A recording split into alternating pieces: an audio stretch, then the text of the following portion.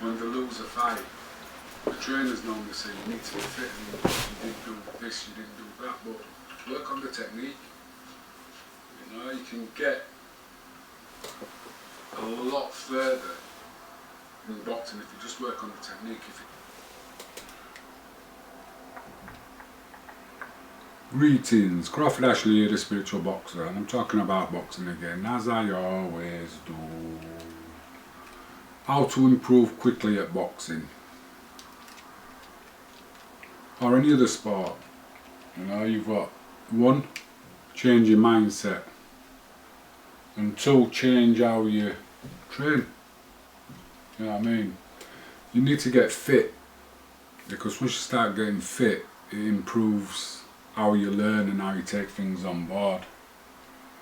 You know, because boxing is a technical sport, and it takes a lot of mental focus to get it right. So I'd split my training up into fitness and into technique. I have a couple of sessions a week working on technique, and 3 or 4 sessions a week working on fitness. Separate them. And I'd start a technique session with skipping. And if you're just starting off, start with 3 minutes, build up to 6, build up to 9.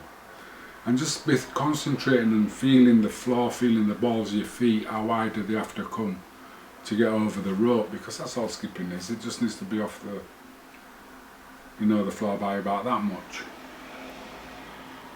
So get used to that, because your ankles and the balls of your feet are what get you around the ring. And when I've done a warm up with my skipping, then I'd suggest you do 3 rounds of shadow boxing, preferably in a ring. And that's where you're moving around, you've got your hands up, and feel the canvas as you're moving. Feel where your weight is and how your body feels. And imagine an opponent in there throwing punches at you. So you've got a block. So you're dancing on, blocking, moving, all that. Use your forearms to block, use your hands to parry. Also slip, head. I'd do that for a round. And then the second round, I just work on my jab, just my lead hand, boom, throwing out straight, moving around the ring, throwing my jab out. Concentrate on that. And I do that for a round, and then the next round it'd be just straight punches, 1, 2, until I built up, and then I'd break each round down. So the first round I'd do a minute and a half of just moving, hands up, blocking, parrying. Then the back end of that round I'd be working on my jab. The first minute of the next round it'd be 1, 2 straight for about 2 minutes, 3 minutes, and then it'd be bringing in the hooks and the uppercuts. And then when I've done that, always imagine your opponent is in front of you, and you've got to block, you've got to move, you've got to imagine it. The better your imagination is, the better of a boxer you will become. And anytime you start shadow boxing, you're shadow boxing against somebody who's far better than you, a lot quicker than you. So you've got to be wick. That's at the top end. And then to do mirror work, which is different. And that's where you stood in front of the mirror, you're looking at yourself, you're seeing your stance, you're feeling the balance as you're looking at yourself. Don't look at your feet, see them in the mirror. Have your hands up, little movements. Just move your feet a little bit, see how it feels. Get the feeling, step forward, throw an uppercut, see how it feels. When you look in the mirror, see how it feels, slow it right down. Boom, slow it down. Boom, slow it down. You know, work on them. And with mirror work, you can just work as long as you want, because you know what you're working on. Take a step back, see how it feels, uppercut. Have a look, break everything down to really slow and see how it feels. That's what you want to be kind of like doing. You know, using the jab on the back foot. It's keep people off, you know. Some people are strong, will just walk straight through it. But at least it gives them something to think about. That'd be a technical session. And then if you want, after the technical session, go on the bags. To me, bags were just about punch endurance. So first round is just powering the jab, second round non-stop, and then third round I'd probably go on the top and bottom ball and just have a nice loosen off. And each one of these, be focused and be thinking and feeling your body, because it's about the focus. It's about being concentrating on that specific area, what you need to do. Nothing else comes into your mind, because when you get into the ring, all the focus has to be on the guy in front of you. You know? And like I say, with your mindset, stop passing the blame. Take full responsibility for your actions. You know, nobody's going to get you up in the morning and go running. If you don't want to go running, don't go running. But don't whinge and moan when you can't do what you want to do in the gym or in the ring.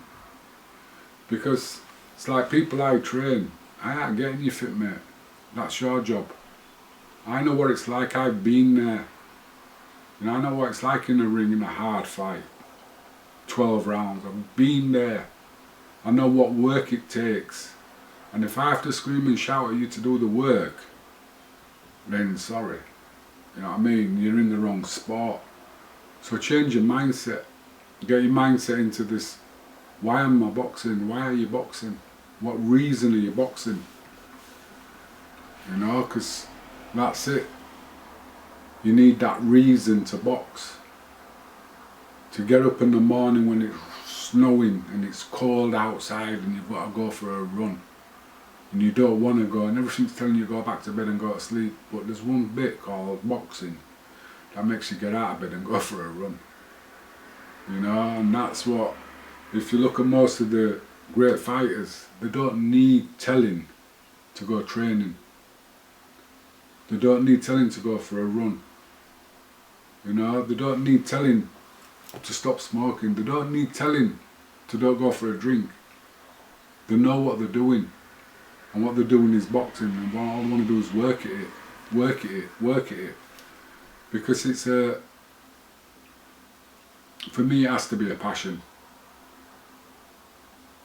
I don't know, I just couldn't say anything. I got so much out of boxing. I think if you don't give it 100%, you're missing out on something. You know, there's them choices. Do I go for a run now or do I go to the club? Well, I can go for a run and then go to the club and dance. Yeah, I'll do that. So you can have it both if you want. But when you go to the club and you're drinking and you're smoking and then you're whinging why you can't get on in the boxing game, it's because you're not giving it 100% and you need to give it 100%. That's why it's called the loneliest sport, because there's only you can do it. Nobody else can do it for you. You know? Like I said, I've been there. And if I'm in your corner, I'm not getting hit. You're the one who's getting hit. You're the one who's suffering for you not doing the work.